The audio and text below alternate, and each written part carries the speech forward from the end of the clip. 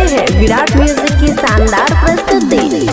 गाय के गोबर से घरे अंगना लिपैली है, गाय के गोबर से घरे अंगना लिपैली, तो डोली चढ़ी माई सेवका घर चली अइली, तो डोली चढ़ी माई सेवका घर चली अइली, तो डोली चढ़ी माई सेवका घर चली अइली।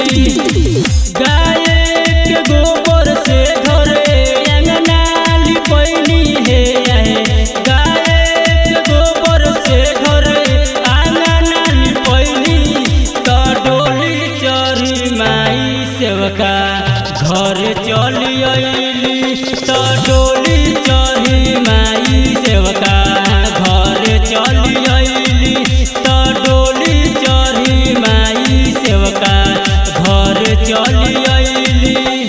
डीजे मनीष रक्सौल।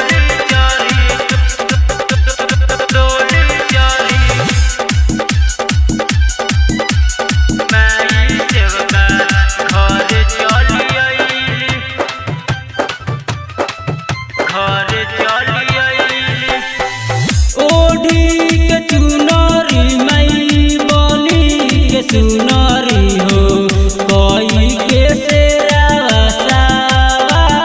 रहे,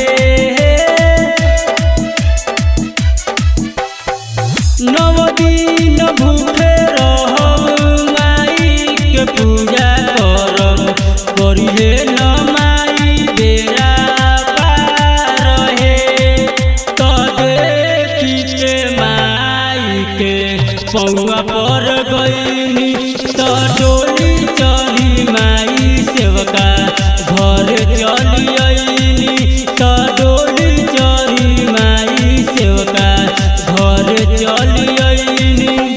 डीजे मनीष रक्सौल।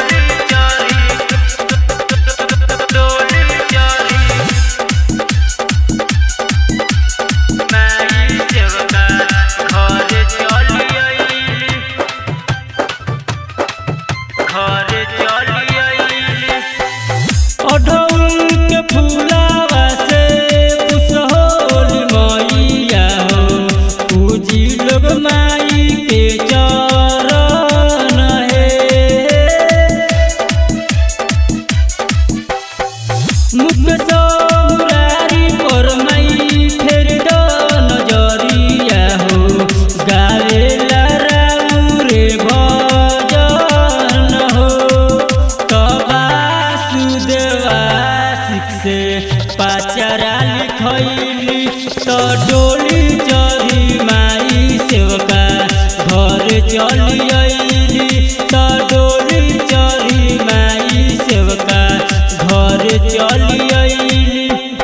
विराट music digital recording studio Yamuna Nagar Jagadhri.